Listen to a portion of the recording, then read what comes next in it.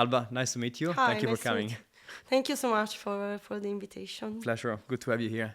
Thank you. Let's start with the beginning. What's one of your first memories with music that excites you when you think about it?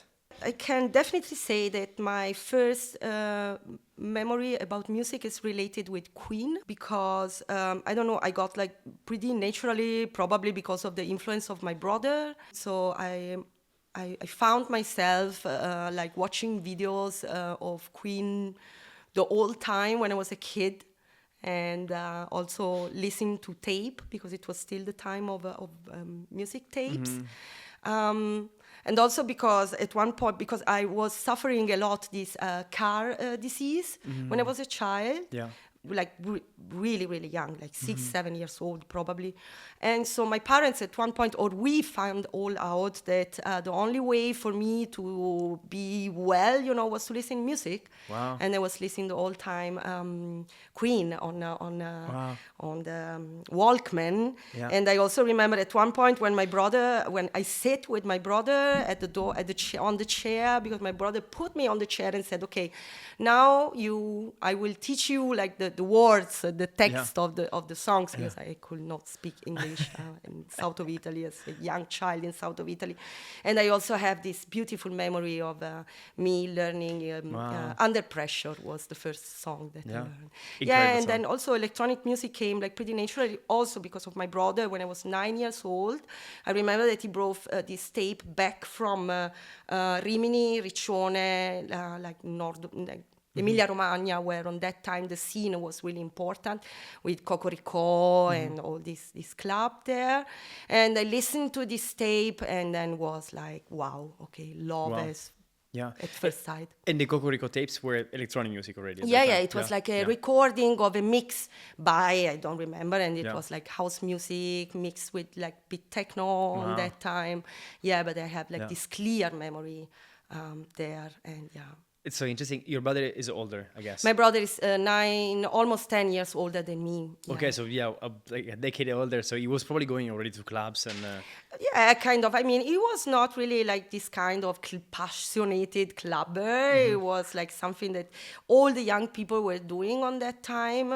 Like it was like, I don't want to say commercial. It was really special, the Italian scene on that time. Yeah. There was no difference between, there was not still this hierarchy about underground and commercial. Yeah. So, I was going there and everybody was coming back with tapes on that time. I don't really know how it worked. Probably people were just gifting them to the people outside of the club.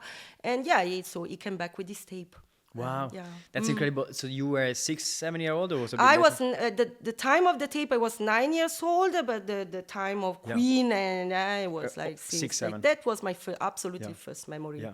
Just a quick word before we go back to the interview. Thank you so much for watching or listening to the podcast. I'm Joseph, and this is the HoS Sound Studio. If you enjoy this content, please consider liking and commenting on this very episode, and also following us on the platform where you listen to or you watch the podcast, but also follow us on social media. If you have suggestions of guests that you really would like us to interview, see the link in the description.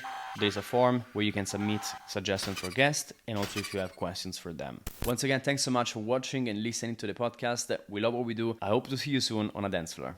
And when did you then decide to become a DJ, to actually start playing music? That's another funny story, because I was like, we can say like starting from 16, 17 years old, but no, I mean, the thing is that I was always connected with electronic music. I don't know how to describe it, but it was something that I really had inside.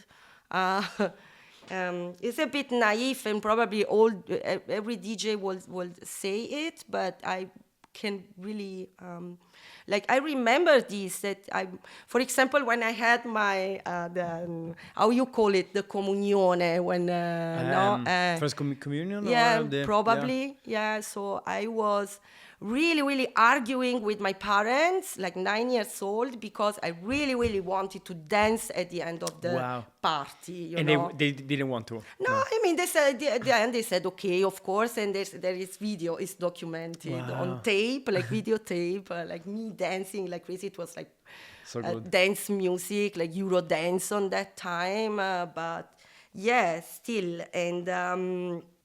So there was always this connection with electronic music, but at the same time, of course, I started to explore also different worlds, and I landed to heavy metal and punk and hard rock. So I had like this probably 5-6 years that I was really, really into it when I was a teenager, and then I could say I went back like definitely to electronic music, and when I was like 20, 21, then I really started to go into it with electro clash and like techno. I never was really into minimal, so I was always like more oriented to electro techno, like Oliver Huntemann, Stefan Bodzin. On that time I was really into border community, like James Holden, like all this kind of hypnotic techno. So I started like really to partying and go around. I was a groupie. I was like taking flights and going to, I don't know, like I remember once I went to Harry Klein to listen Anthony Rother live alone. I took the flight. I said, okay, I go. And so at one point, my sister and some friends of her, like old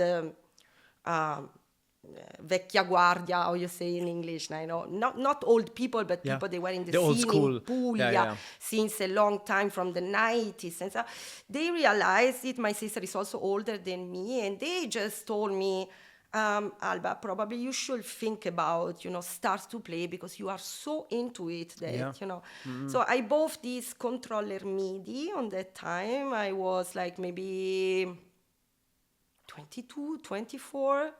So it was like 2007. Yes, it was 2008, 2007.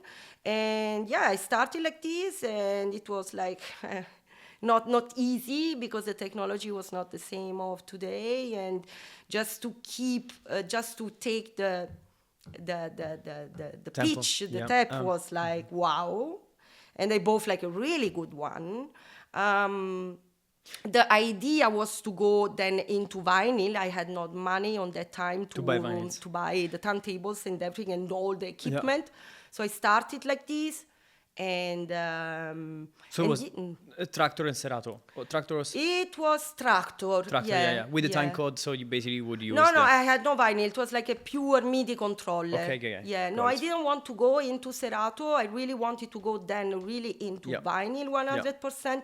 So I was just waiting to have the money and then... And buy the actual records. I did then in 2010. Wow. Yeah. It's so interesting, because now you mentioned a timeline in 2010. So I know that you moved to Berlin in 2011. So very fast after you decided, okay, I'm going to go to vinyls. I'm sure the things are connected, right? Yeah, kind of. I mean, it happened all together. The idea, of course, I didn't move to Berlin because I wanted to become a DJ.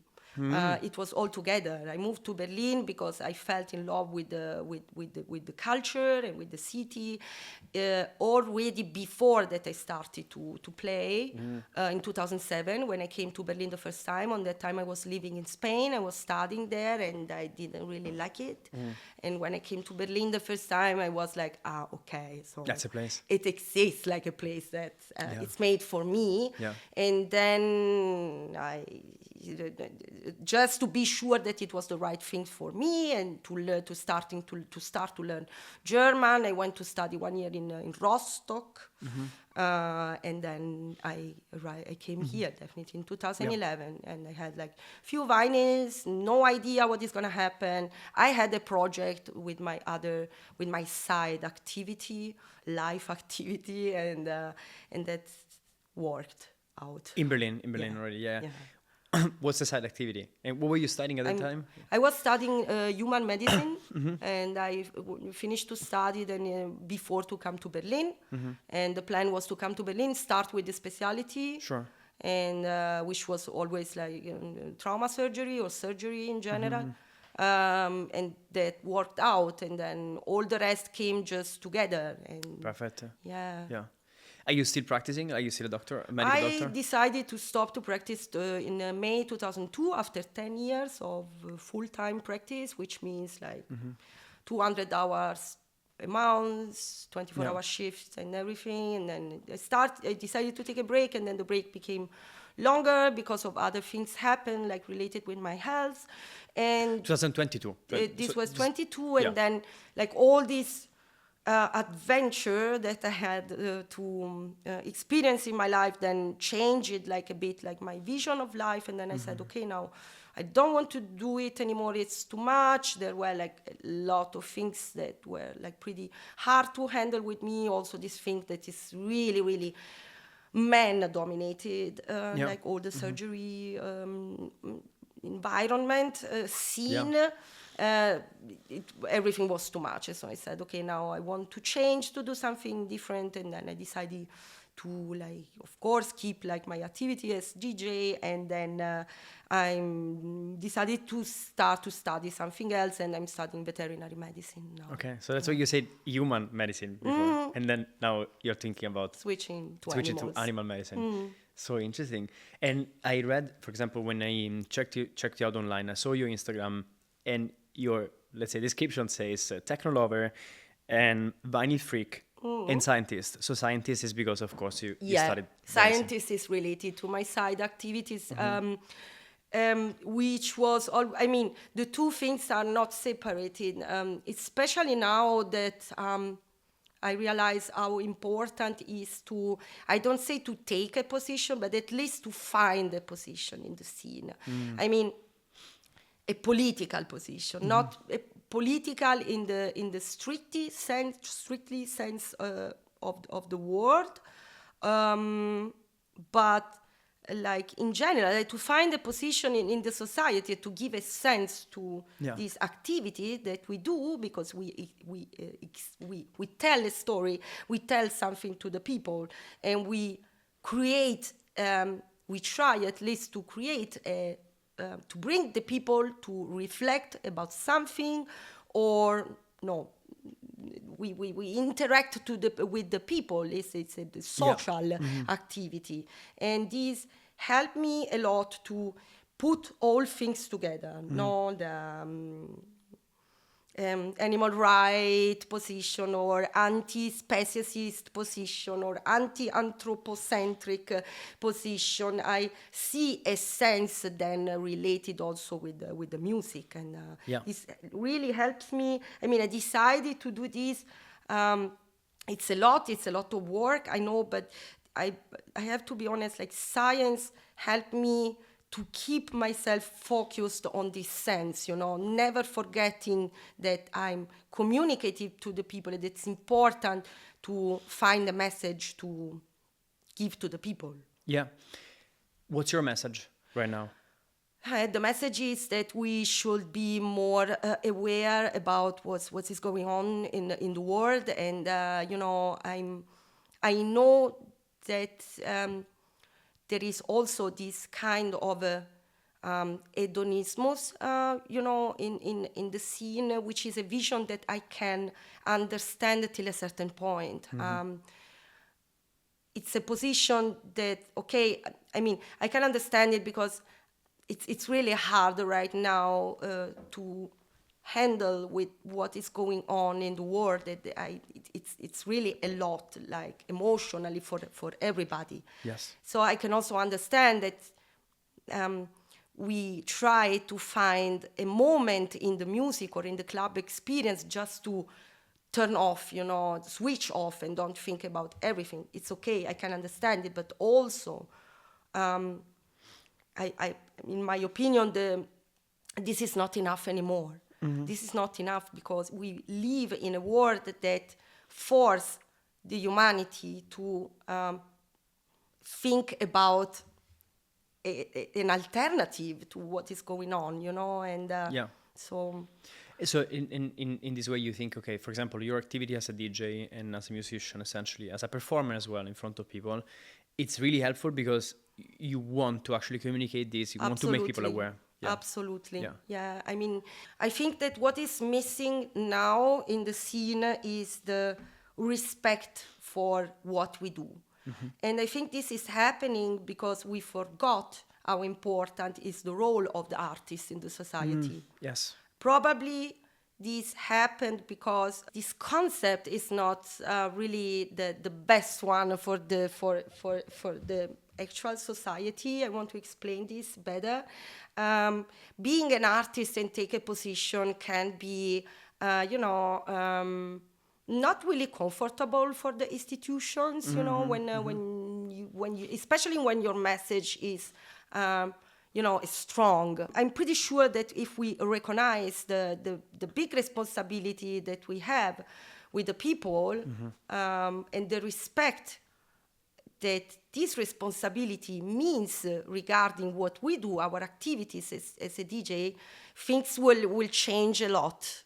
Yeah. Even the approach that we have with the music. My choice of the vinyl is really connected with it because when you have to learn something like a new skill, okay, or to use a tool that is the turntable, of course this means more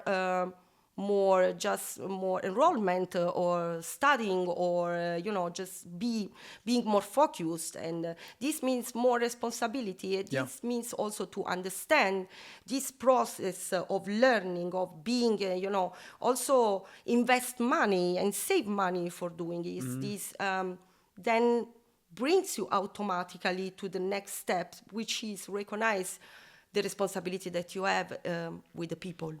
Yeah, because what you're saying is also like we should give importance to the fact that artists also have to put an effort. They constantly need to work on their new skills. They need to invest, to buy. They need to save. They need to. Exactly. It's not like the easiest path ever, right? Yeah. It's actually pretty tough. It's really hard. It's tough, exactly. And this is what is missing now, because it became super easy now to become like highlight DJs or Yeah, you mentioned before something as well that resonates, which is the importance of the artist in society. So, for example, what do you think is the function of an artist in society in general? Yeah, right now I think it's as I said, just to make the people more aware, just to try to wake people up. Yeah. Yeah. And I think, there's also like definitely the artists that do that. Like immediately what came to mind when you mentioned that, Bansky, like as a very good example. Any other artists that for you are particularly inspiring in that sense, that have used their art to communicate real problems, they woke people up, they brought to the attention of the masses a problem? In this sense, I really respect all the artists that did it, but without being conscious about what they are doing. And I'm talking about like of course the first scene. Like in this sense, my best example is always Larry Levan. It's always the Paradise Garage and the house scene in New York, the first house scene in New York, because he had basically no idea what's going on, and he made like a huge revolution, not really knowing what is happening, and he actually died poor and without like this super big how do you say, like fame that he's experiencing probably now, but he made like a huge revolution, and he is like still an icon and an example for the people and for the scene, for the gay community and everything. And I appreciate probably more or better. For me, my ideal and my example are exactly this kind of artists, like people that just lived like this. They made it, and then like naturally they became the big message. They gave a big message to the people. Yeah. And yes, I think it really resonates. And I don't know, I'm not familiar with the first house scene of New York, but I think I understand like what you're saying. Any artist. And also, Larry Levan was also connected with the Keith Haring or with the Basquiat, no? They were all connected, but they didn't really know what to do. Yeah. And do you think that they managed to actually bring or move people in that sense because they were authentic to themselves? Yeah, because they were just exactly, they were just acting like naturally according to the times, to what was happening there, and the formula was the right one. I mean, Mancuso is still running parties actually in New York. The Loft is called, no? Yeah, also in London. I didn't know. I've been to. Yeah, so Mancuso has passed away years ago, and there's a party that happens. I didn't know actually. I have to be honest. He's left us, unfortunately. There was he started a party also in London, so New York, the Loft. Same, it's called the Loft. It happens 4 times a year, usually the third month, so let's say March, then June, then September, and then December. I still get the invites because when I used to live in London. I used to go there. Super beautiful. Yeah. Have you been to one of the parties? No. Oh, no. I think you will love it. Yeah. It's incredible. Nice. And I'm gonna check it out. Yeah, it's really, really cool. And I mean, so special. And I think for me, what was an interesting thing when I went there for the first time, this is like maybe 2014, 2013, so 10 years ago more, in London, I remember that it was a much older crowd than I was used to. Like, average age was probably like 50, if not more. Yeah. So I was one of the youngest people, like a kid. I felt like a kid going there. And the appreciation for the music, for the vibe, was like one of the most special I've ever found. And imagine like they used to do it in London in this school gym. So the gym of a school. So imagine this huge place, like parquet, people in a public place just walking without shoes and dancing like crazy. Crazy. Way. Yeah. And Beautiful. the DJ, so beautiful. And I think that the culture that he established with the loft parties in New York, that eventually became also London, it's super beautiful. Yeah. Magic. Nice. Very inspiring. Like, if you get the chance in London, highly recommend it. I will. I'm gonna check it out. Really. Yeah, I recommend it. Yeah. Nice. And let's talk about your inspiration.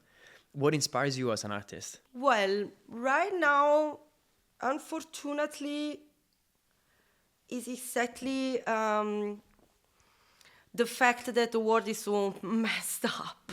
It's really the fact that it's everything what is happening right now. Unfortunately, I mean, I don't want to say in a negative way, because this is giving me right now really the power to make this effort to do even more, to try even more, to find a message, to find a sense, to find a reason, to do it. And then also, I would say, all the underground political aspect related to queer culture. I mean, for me, the biggest goal that I reached coming here to Berlin, and I had no idea this will happen, it was actually to find myself, find my place, which is actually all the queer world. I don't want to define myself queer, or probably yes. I don't know. I don't like to define myself in general. Yeah. If I should, then I will say queer. But this. Actually, it's a word that is completely new. It's a word that has, it's really complete in the sense that takes a lot of little area, or touches a lot of little area that I'm really interested on, and means, as I said, all the animal rights, animal abuse, people abuse, I don't know, I'm, right now, I'm really thinking what we could do with what I can do, what can I do with this music, with this tool that I have to give my contribution to do something to this world. And this is right now actually my biggest inspiration, and I found it in this world, in this scene. Yeah. I think also Berlin we're very lucky because it's a very supportive scene, right? And then, as you said, like that's probably what made you move here in the first place, is finding an environment that supports you no matter what. Like you can be really whoever, you can be your real fucking self, and people are like generally saying, okay, it's great, you know, you do you. It's a great thing. And do you find that, because you come from Italy, right? And then from south of Italy, same for me. When you go back to Italy, how do you leave this stark contrast? I mean, I right now, because of, as I said, like this health problem that I had forced me or brought me to make this big revolution, and the part of this revolution was to put a point, like an end point with my background. I mean, not in a negative way. I don't want to say that I want to forget everything, it's closed. I just want to say, I just realized that I'm done, you know. Also with all the contradictions, also with, no. Yeah. And this was just the end of a process. I worked on it. I processed all the contradictions. At the beginning, it was not easy. I found my balance. I could somehow find my balance. Lot of things. I mean, a big part of this balance was to play the game of kind of hiring it. No, you know what I mean? I mean, not. I always try like to talk with the people there, to talk with my family, to try, you know, to find a way to communicate and open the minds and everything. But at some point, I realized I cannot go forward. Sure. I reached the limit. You know, there is a point when you have to say, okay, I did everything what I could do, and now it's over, and I accept it also. That this is the limit that the people there have, no? Yeah. I also try to go a little bit more into the scene there, but... It's harder, yeah. Yes, and now if we go back to not just south of Italy, but like the international, let's call it music scene, not necessarily Berlin, because Berlin works pretty okay right now. Let's talk about like non-male artists. Like, have you faced challenges in your career when, like, as a non-male performer, an artist? I mean, I was always I was pretty lucky with all this career, if you want to call it like this. I was lucky because I had Homopatik, I had the residencies at Homopatik, and I got involved immediately into the whole queer scene and everything, so I was not really feeling it. Berlin, yeah. But also outside of Berlin. I can say that because I decided during the years then, or naturally, then I found myself like really really connected with the queer scene. Probably this is the reason, because I had then difficulties find like booking in other countries where this culture is not like so established. Probably this is the reason. And I don't know if we can say that this is related with the fact that I'm a female. No, probably it's more related with the vision, the point of view is another one.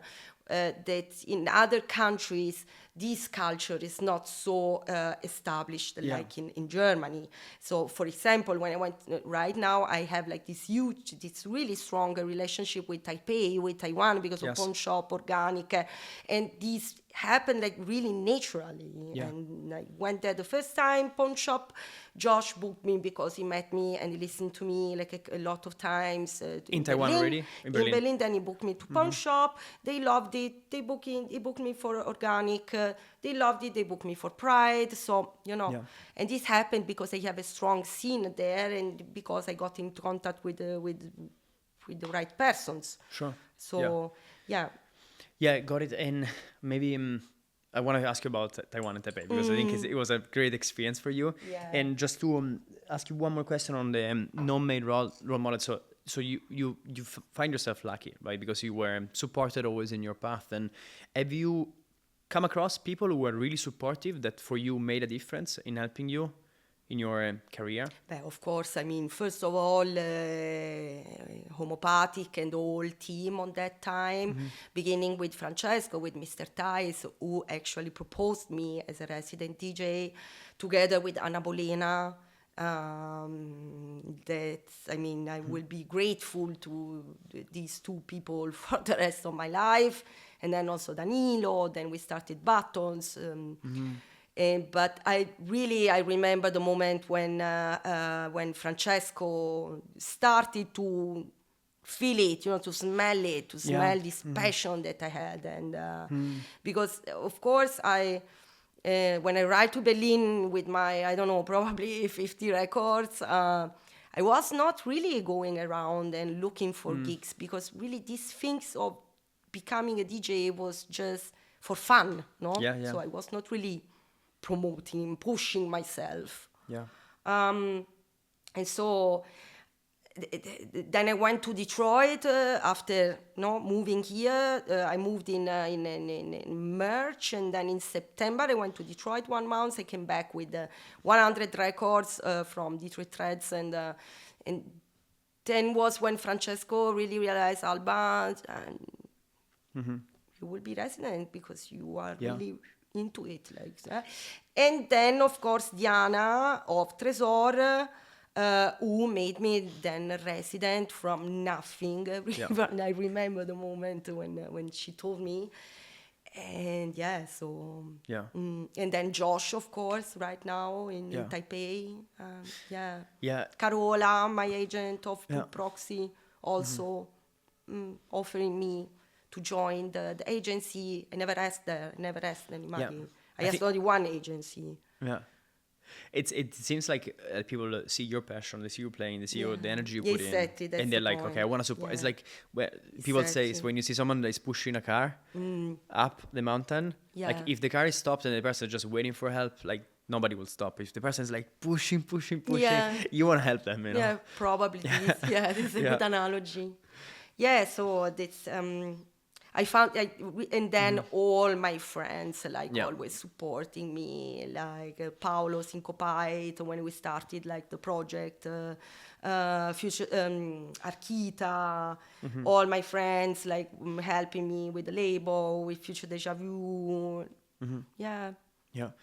I have a lot of questions I want to ask you based on this, but maybe just to wrap up on this one, just to give people an idea, what was Homopatik? I think it doesn't exist anymore. Homopatik, Buttons, just for people who don't know, and then we go into Taipei, the Taipei story. But Homopatik. Homopatik was a thought, probably.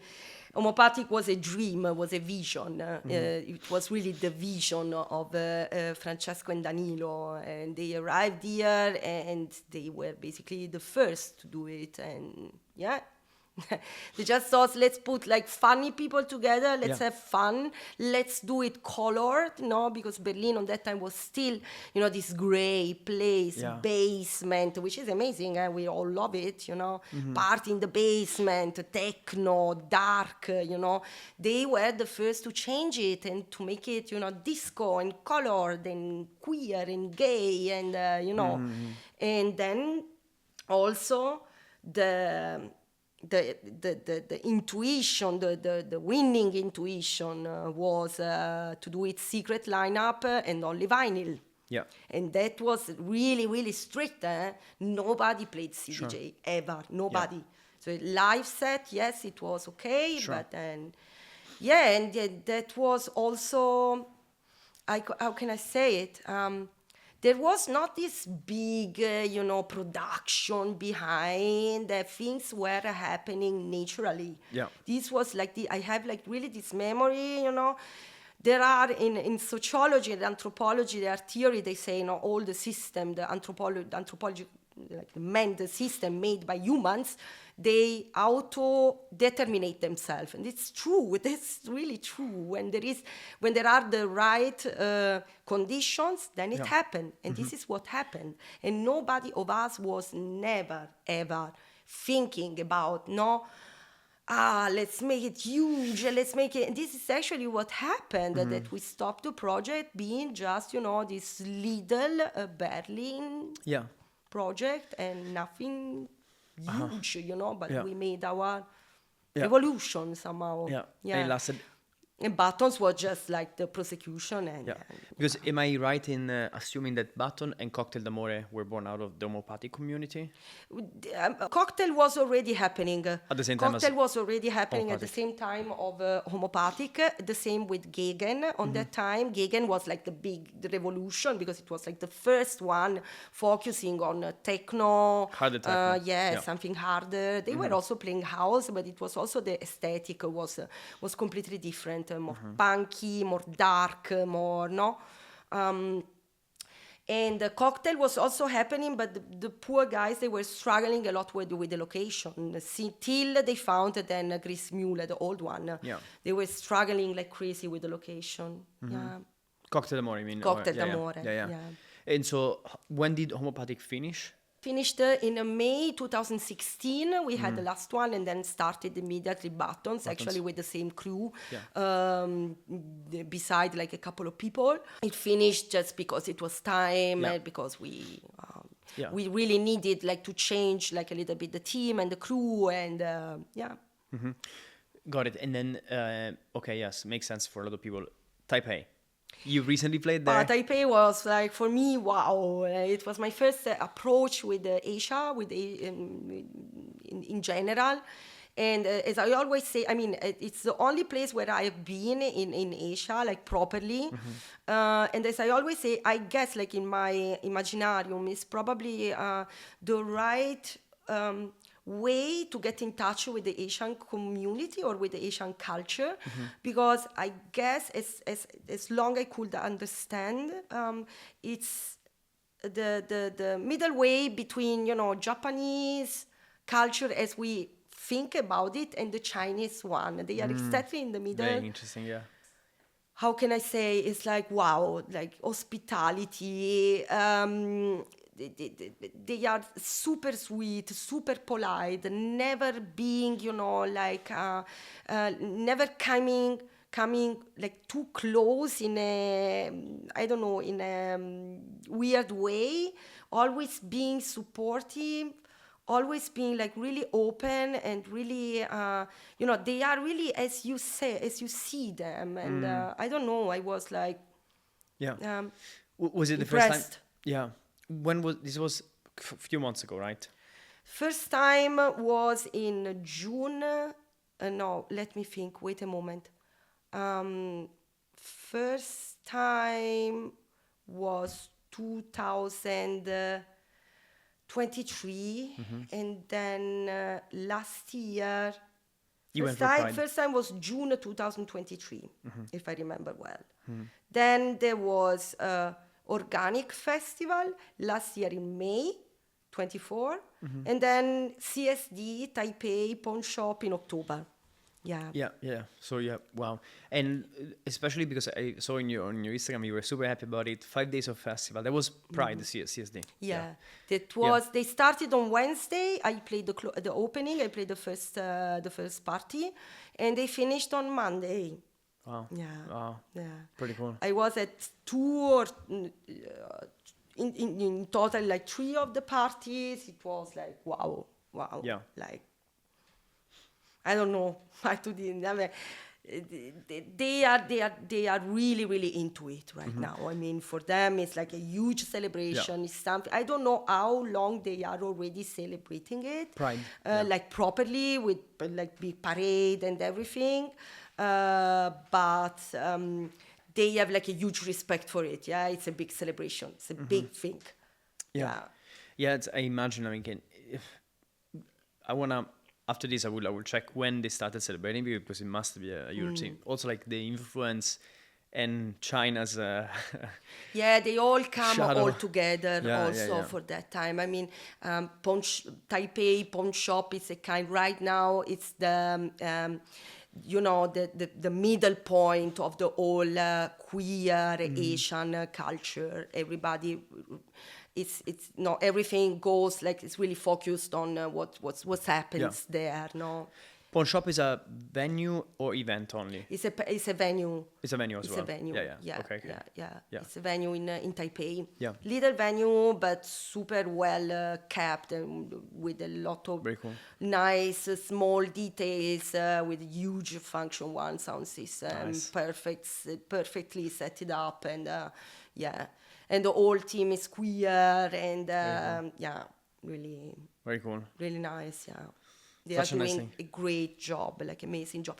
And the scene is fresh. You can feel it. People are excited. There is still this, Yeah. And talking about like other events that for you were very important and meaningful, anything recent that you played at or you were attending that really resonated with you? Yeah. I think HoS Festival was another. HoS Festival, exactly. Which is also Batons and Cocktail d'Amore. Yeah, I mean, I was actually, I mean, everybody knows me as a resident of Batons resident, but with HoS Festival it's a bit tricky because Batons actually owns, I mean, I'm not in the crew anymore, but that's another story. Batons organizes basically the beach stage, and because I played already HoS a couple of years ago and I really wanted to play techno, then they invited me as a guest at the arena stage, and that was for me like emotionally pretty important because it happened after this super hardcore winter that I had with chemotherapy, and I was like doing super bad, and everybody knows it's not a secret.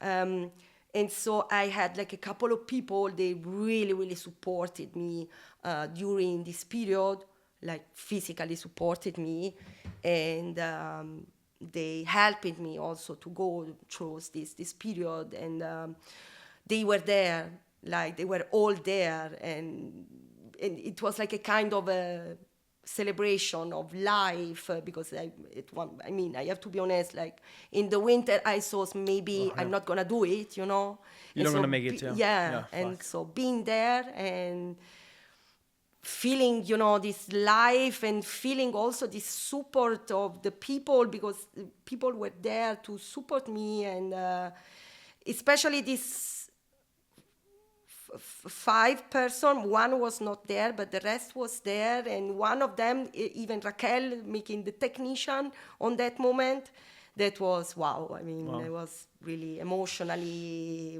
really, really important. Yeah. And also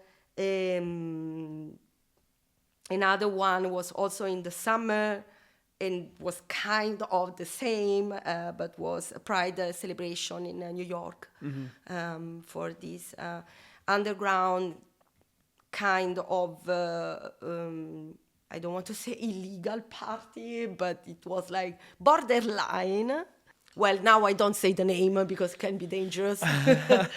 But yeah, I mean, everybody knows which party I'm talking about. So that was wow, in a warehouse outside of the city. I mean, in one of like, outside of Bushwick, I don't remember the area. It's like the city area, because parties like underground crowd crews are moving more and more and more out of the city. Yeah, for sure. So now it's a bit, till now was Bushwick, they are going like even farther. More. No, and I don't remember the name of the area, but still that was wow. That was really, when I saw it, it was like a production that wow. I said, guys, what did you do? It's like wow. Huge warehouse and incredible vibe, musically also really, really nice. That was another one for my personal 2024 book. Yeah. And especially because it was a tough year for you. You started the year, you mentioned it before. Yeah. Do you feel comfortable? And organic festival, of course. Organic festival. That was an That's adventure. Taiwan as well. Yeah, that was an adventure. What's organic? compared to a pawn shop, for example, in the Pride?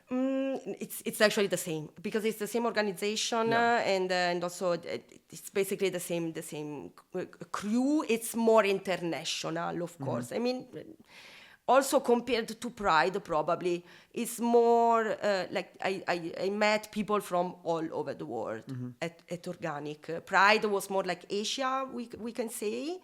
Organic was really wow, like all over the world. Yeah. And all of this happened in 2024. Like, those are recent. Yeah. Wow. Yeah, 24 was pretty... An year, intense. Yeah. Wow, in all sense, under all points of view. Yeah. Yeah. I wanted to ask you, do you feel comfortable in talking about... I feel pretty well. I'm doing well. Yeah. I'm doing well. Yeah. Feeling pretty well. And also, I have to be honest, also this story became a kind, I don't want to say an inspiration, but I realized that I got a lot of messages about people that they told me that I was actually an inspiration during this time because I was still playing, less and being like super careful, saving energy and dosating energy during that time. Were you doing Cameo already? Yeah. But people realized it, and I was also not hiding it. So a lot of people told me that was an inspiring, like, I don't know, way to handle with it. So this also inspired me a lot. And I saw, things happen for a reason, and maybe this is one of the reasons, and this is how I can transform the thing in a good thing, for me and for the other. To be an inspiration for others. Yeah. If I can, why not? What kept you going in the tough times? I don't know. Everything, like music, studying, people, support from the community, and I don't know, a bit everything all together. Like also, I decided, for example, to stay here in Berlin and not move, like, for example, to my family or things of that. And this is what, this was the right decision. Yeah. This for helped your mental me a health. lot, yeah. Mental health. I always had people like orbiting around me, visiting me, supporting me. Like, I don't know, Erika, which is like Olivia's sister, DJ Norden, she was supporting me with this kind of alternative healing methods. I made everything. I took everything, all possible help and Yeah. Was there... I'm sure there were super tough moments, right, where you felt lonely or you felt like, fuck, I'm not gonna make it. Yeah, I had a couple of moments that I was like also a bit upset because I didn't get the support that I was expecting. From friends or? Yeah, from friends and from the community or from my family also. But it's okay because I also learned that, that I learned to accept and to recognize what somebody or some people can give to me or not. And just to accept it, At the beginning I was super upset because I say, why, But then I just learned that it's okay, People gives you what they can give you. Yeah. People give you what they can give you, so. Yeah, for sure. And coming out of that on the way out now for you, what would you tell yourself when you got diagnosed with Don't the lose tumor? time. Don't lose time. This is what I learned from all this story. We should really use the time that we have in the best way possible and not procrastinate and not take compromises with relationships, with human relationships, and also don't take compromise with our ideals and our feelings, especially with the relationships and with people. I became like a pretty strict after this story. I don't take compromises anymore. I'm ready to help. I'm ready to give everything 100% to the people, but I expect the same. and I expect I want to be honest, 100% honest with myself and with other. Yeah. I don't lose time anymore. Also with the music, with gigs and everything. I was always this kind of person, never took gigs for, if I don't see really a sense or that there is something, I don't go to play because will be a waste of time. But now it's really even more. You appreciate more the time that you have. So yeah, you're like, fuck exactly. It. What is a compromise, just for clarity, out of curiosity, like what would be a compromise with a person that you would have taken before in relationships? Well, just accept also people that I don't really like, or just accept, that maybe I'm not really comfy with somebody, or the person is not really comfy with me. Yeah. Like these kind of things. Yeah. Like and you decide to let one them out, in or out. Yeah. I know it sounds pretty like a bit too strict, but believe me, when things like this happen live, I mean, this is what changed in my life, in my mind, and I'm feeling pretty well. I have to be honest. Yeah. Everything is clear. Everything is there. Yeah. It seems like it brought in for shitty reasons. I mean, that's what happened. You got like the best out of it in terms of learning and improving. It's a natural process. And also, I think when things like this happen, we don't have a big choice. I mean, you can choose. You can just give up, or you can try to transform and give a big sense to the thing. Yeah. Yeah. Do you believe that things happen for a reason? Yeah, absolutely. I mean, 100% sure that this was necessary to me and to my life to make this revolution, and to probably was also a way to save me and to save my life, because I was always like this kind of person, bringing things to the maximum, even my body and my energy, with a sense, of course, always.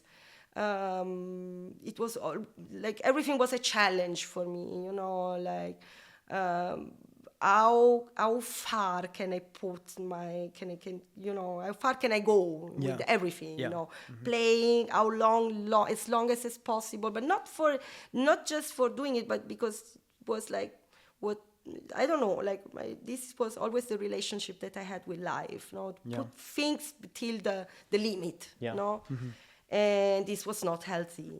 This was not healthy. I was killing myself, literally, with the work, with everything, and probably I think this is the reason, because it happened. Yeah. It seems also you reprioritize areas of your life, what's important for you. What's your, at the moment, definition of success in life? Easy said, is actually to be happy. I mean, to be like really happy. And for me, right now is probably to find a role in the society, to find and to take the right position in the society, and to become aware about, as I said again, about the fact that we need to take a position and we need to fight. And in the moment we understand it, this is for me the biggest success form in life. Yeah. Fulfillment, satisfaction. Yeah. And you said in this moment in your life, for example, talking about the big problems of the world, what keeps you awake at night? What makes you really feel uncomfortable? And we can decide to cut it, by the way. If animal abuse. Yeah. This is something that I'm really trying to control. I know that it's probably something related with the big trauma and stress that I have because of my previous year.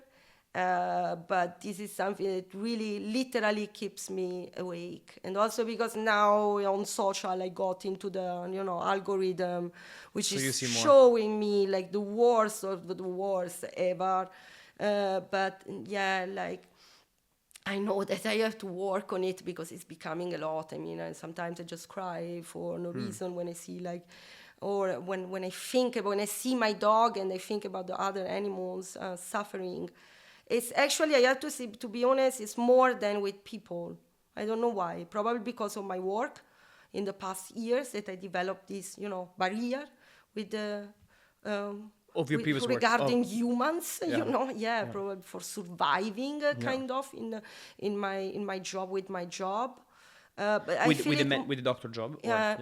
Probably yes. But right now I feel it like but pretty strong, and the genocide happening. Palestine. Yeah, these are really the two things that at the moment keep me busy in a bad way. Yeah. And clearly you're taking a position with them becoming a doctor for animals. And is that like, does that make you feel you're doing something to help that cause? Actually. Yeah. But no, this question is really good because especially in these days I'm facing this dichotomy. I don't know what to call it. Dichotomy. What should? I don't think that I'm right with my studies right now. I'm just keeping doing it because, as I said, I like to keep myself busy and focused on society issues. But I'm not really sure that I'm on the right place there, because all the impostation, of the study is still really speciesist and is still really anthropocentric. So it's hard for you to see yourself in a world that still is anthropocentric, where essentially I don't know if it makes sense, to studying it and then going into that direction. I'm still trying to understand it. Let's see. I don't know. Yeah. But I probably not. Yeah. Tough. Yeah. It's one of these things that, I mean, how do you know if it's right or wrong? You need to decide, right? I know. Yeah. I mean, I think it's always better to wait, when you are in doubt. And I think the best option is always to bring things till the end and to finish, But I really have to consider now what's gonna happen. Yeah, because it's part of your investing time in that. Money, everything. Yeah, a lot of energy too. Yeah. Palestine, again, it's a sensitive and very complex topic. We can carry later. If you feel comfortable about it, like, what's bothering you? The whole thing. I mean, I don't know, but for me, the thing is really easy, and there is like there is a really, really powerful entity fighting against a really, really poor, a little one. And I really, I cannot really understand how this can happen in 2024. Yeah. As I cannot understand 2025, as I cannot understand why there are so many. I mean, why there's still so much in general abuse on people and humans, but especially, I mean, Palestine is just a perfect example of what is going on in the world. I mean, I was watching a reportage, and what is probably going to be that in a couple of months, the whole North Gaza area will be died. I mean, there are not going to be people anymore. Zero, finished. And it's absurd in my mind, in my vision, how this can be possible. Why are people just not talking about this? Yeah. And not in terms of right or not right, because I mean, we don't touch it, but at least just make it clear what they are doing. What is happening, just really clearly, and this is what I can't really understand. Yeah. It's absurd for a human, evoluted in theory. It's very tricky also because it's painful to realize that, like, in the world that we think we should be in a point where these things don't happen, like it's happening in front of our eyes. And Do you think we're becoming numb because of, for example, Russia invading Ukraine 2.5 years ago, right? I think we are just experiencing the effect of the infamous late capitalism, and this is all. This is just the effect of this. You know, Ukraine was the effect, and Palestine, Lebanon, Syria now is the effect. It started a little bit with September 11, and then it was just going worse and worse and worse, and it's this the effect of this late capitalism, and I don't really know how when and if we will go out of it. I don't really know. This is a really big issue that we are facing right now, but I think it's just a natural process. Yeah, natural meaning that it's a consequence of what has been building up for many years. Yeah. Yeah. Very tough. Are there things that you, to be able to actually function as a human and as an artist, are there things that you do to be able to still have mind space and isolate from the shit that happens around you, to be able to also be focused on your music? No, I don't really need it. I don't feel this need because I'm okay with it. Even if it's really hard, or better, I try to use the music and all the rest to try to find the best emotional strategy to handle with it. Yeah. Okay. And So it's in a way, music is supporting you in exactly. Expressing your emotions. Yeah, it's supporting me. I mean, I use it as a tool in different, in different way, as a personal tool as an emotional support, and as a tool for trying to give, message, contribution, whatever. Yeah. Yeah. What does it mean for you to be an artist? Like, if you really think about your artistic career, this part of it is probably sharing a message that is important to you in that moment. Not only this, but also, I mean, it's my way to have a role in this society. It's the role that I choose to have in this society, and always with this consciousness of okay, what am I doing with it? This is as I see it. To a function in the big scheme of things. You are also, you mentioned before, Future Deja Vu, record label you started, Tresor resident, you were a resident at Buttons, or you still are a resident at Buttons? No, I just quit. Yeah. Like in a few months ago. Okay. But that was okay. Yeah. I was fine with it. Yeah. It was end of a story, end of a chapter. End of a chapter. Future Deja Vu. Let's talk about that for a second. My Future Deja Vu was born actually in the About Blank backstage.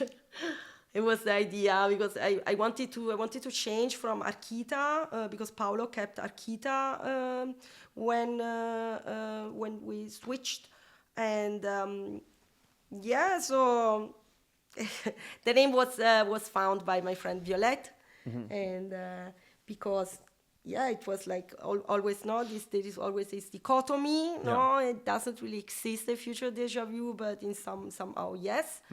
I don't know. For me, it was never like this big, huge project that I had to push it. It's just it was meant as a vetrina, how you say, as showcase. Exactly, for friends, artists. Yeah. Yeah. Have you posted for now? Or you still working?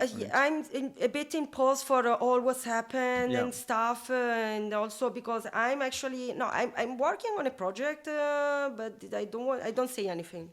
I'm Yes, we working give it- in the studio with a friend, and I don't say anything. So probably something is gonna happen soon. I would love to release something soon, and I would love that it's also something of mine or a collaboration with somebody, because I never released on my own label. I'm not a producer. I don't define myself a producer, so I don't want to. Also, I never wanted to force it in this way. I made some productions together with friends, in the studio with friends, but Yeah, you don't would really see. like it actually. I prefer. I'm a dance floor monster. I mean, I prefer the DJ booth and the dance floor. Yeah, and talking about dance floors, Tresor, your favorite club. Like, I mean, you have it on your T-shirt as well. Yeah, Yeah. we can say that. You've been a resident for now a number of years. Since 2018 or 2007, no, 18, yeah. It's my home. Yeah. It's totally my home. I mean, it's a privilege. Every time I realize it, it's really, it's a huge privilege.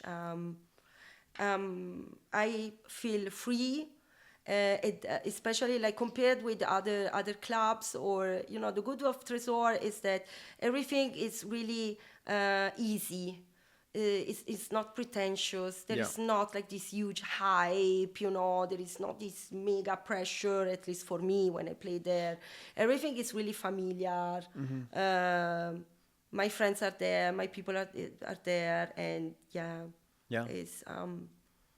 it's home.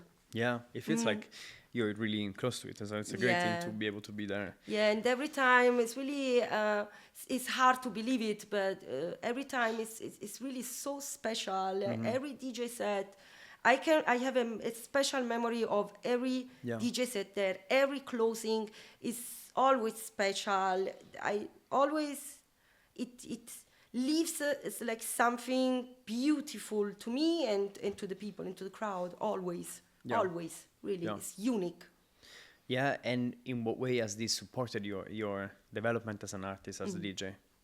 Tresor, well, Tresor is always also a challenge because, as a resident, I always have the responsibility to, sometimes playing closing when not so many people are there, or in full summer when it's really hot, so you have to keep the people there till 12, till noon, and it's really hot outside.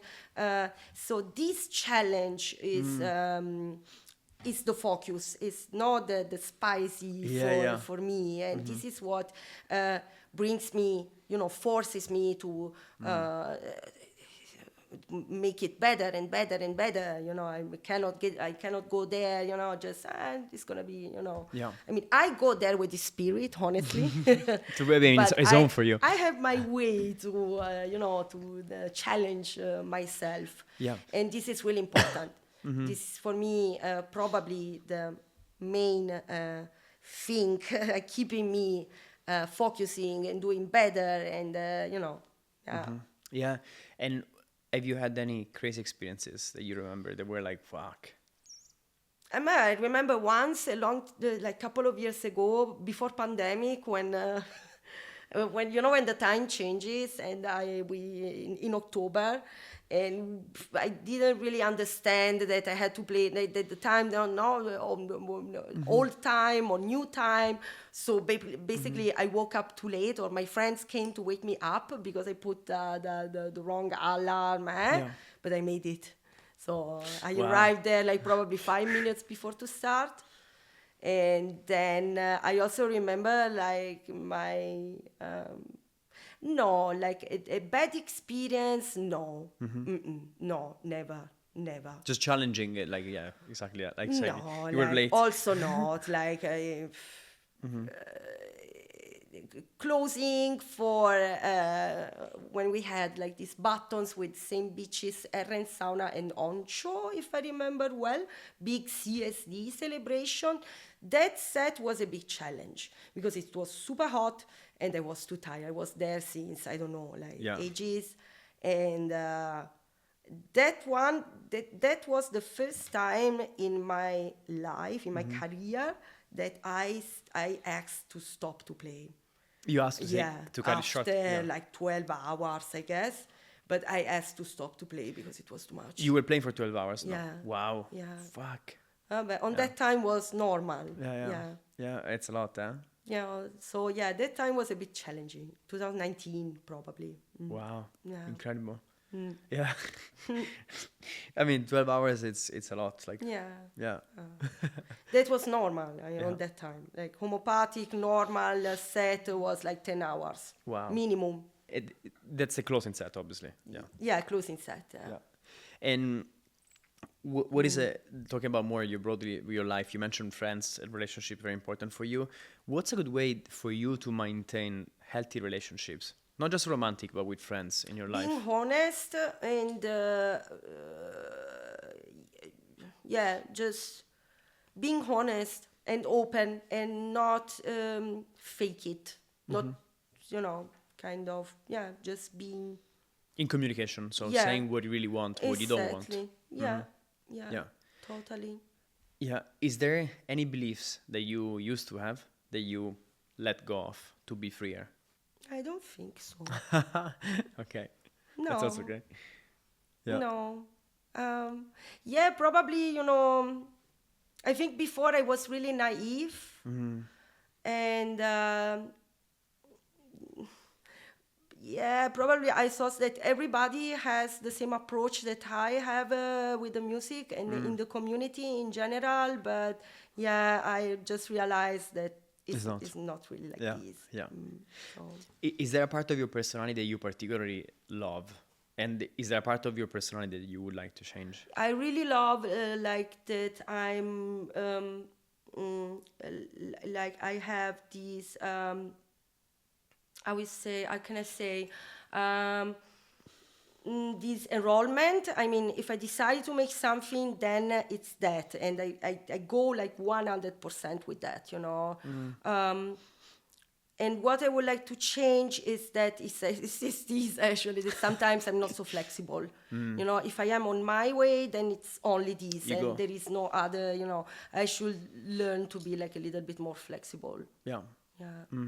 Yeah, to allow yourself to be more open.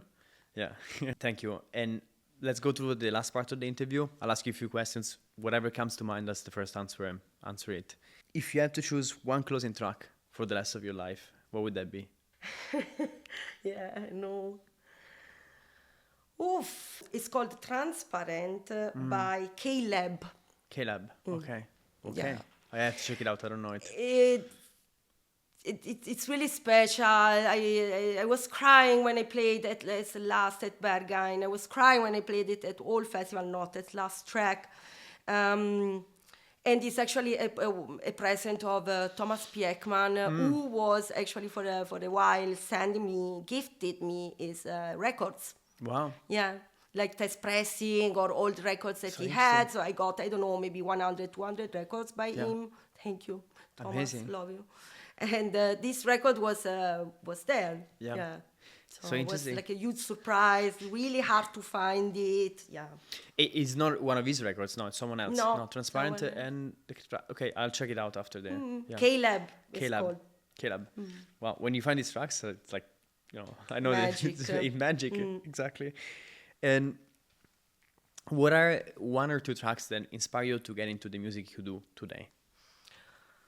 DJ Rush, Club Freak, I remember it really well. There is a remix that I was used to play a lot, and at the beginning especially, and that was like was a really new sound. So it's gonna stay for a while. And then there was also this, also from that time, this traversable wormhole remixed by Chris Liebing. Of course, I don't remember the title, but it's one of the few. So it's hard. It's easy to find and also to imagine a little bit the aesthetic and the genre. I was really into CLR on that time, and always into DJ Rush. So Yeah. Very interesting. What's a guilty pleasure track of yours that you would never play in a night? Actually, maybe I remember it, which is also a present of a friend of mine. It's called Potato Heads. Okay. And this one I remember it because the name is funny. I mean, if you check for the track, you will find it. The Potato Heads is, I guess, is the artist. It's an old one. It's super funny. It's a bit cheesy, but somehow has its sense.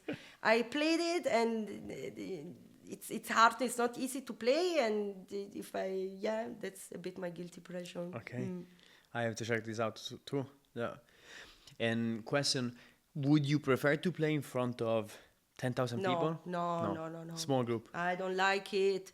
I feel really, I don't know, under pressure. Yeah. Not because of a lot of people. I don't feel the energy. The energy. I don't feel the vibe. You like to be closer to the dancer and small. Yeah. It's just too. This is not. It's too much. It doesn't make sense to me. To be honest, completely. I can communicate better when there is a dialogue, and you can sense people. Yeah. Who is an artist? Can be musician, can be not musician, that you would get stuck on an island with for a week? Will be probably a musician. So if I have to answer without thinking, I would say DJ Rush. Here we go. It's like, let's go to the island. Yeah. I should think about it. But like DJ this, Rush. Yeah. Have you met each other before? Yeah, I played after him a couple of times, and before him once, or always after him. We never really talked that much. And, we were together with Diego in Berghain a few weeks ago when he played. It was amazing. And Or, but I don't know if he can be let's define him. An artist doesn't live anymore. Is Akim Bey. Akim Bey, from Taz. You mentioned that many people probably would not know. Temporary Autonomous Zone is a book that Akim Bey wrote. Yeah, it's the Bible. In my opinion, it's the Bible, the Quran or Bible or whatever for us, for the movement. Yeah. Or Simon Reynolds. Yeah. Why not? Simon Reynolds, I don't know. Generation E. Is a guy who is a reporter who wrote and writes a lot about different musical phenomenons. He wrote about punk, he wrote about a lot of things. And then there is this one, especially this one about Generation E. And electronic music culture. It's called Generation E. I can just suggest it. It's like I will check it out. Yeah, probably with Simon Reynolds will be better. So we will talk a lot, and he will explain me everything. I could just learn. Cool. Yeah, and for people who don't know, Akim Bey and Taz is a book I also read. It's about temporary autonomous zones. Comes from the rave parties, the illegal rave parties across Europe. Yeah, anarchy, and also this concept of creating the utopia that you mentioned before for one of the parties in Berlin, Homopatik. Where you essentially create a zone that is self-regulated, where reset the rules for mutual respect and freedom. Super interesting book, philosophical. What's one thing, project, a gig of yours that you are very excited about in the future? I'm gonna play End of the Mounts actually at Katerolzig for my first time, and I'm excited because it's something new. And it's something also challenging because I know that the girls are doing big job there. I think it's the collaboration between two queers party and one, I think it's pretty new. By the one of the two collectives is run by Sophie, by Tante Emma.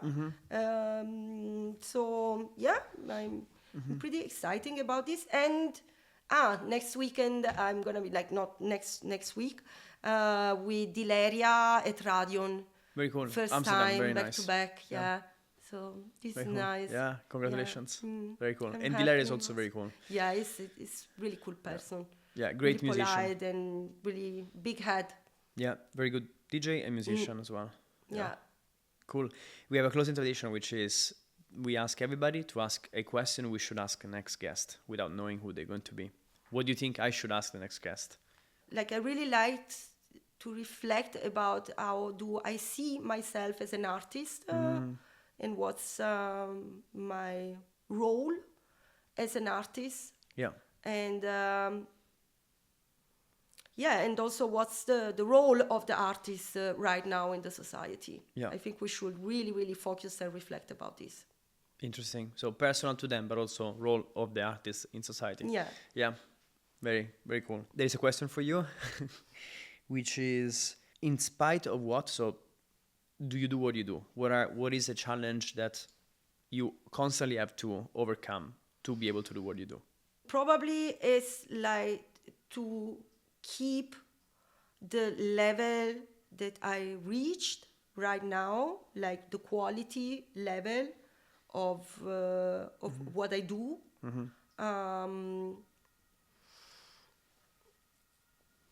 And also, to continue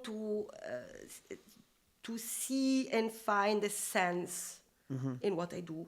Because sometimes this is becoming a bit tricky at the moment. Yeah. With all these big change with socials and things, I'm totally not into it, and I'm not gonna take a compromise with it. I'm sorry. Yeah.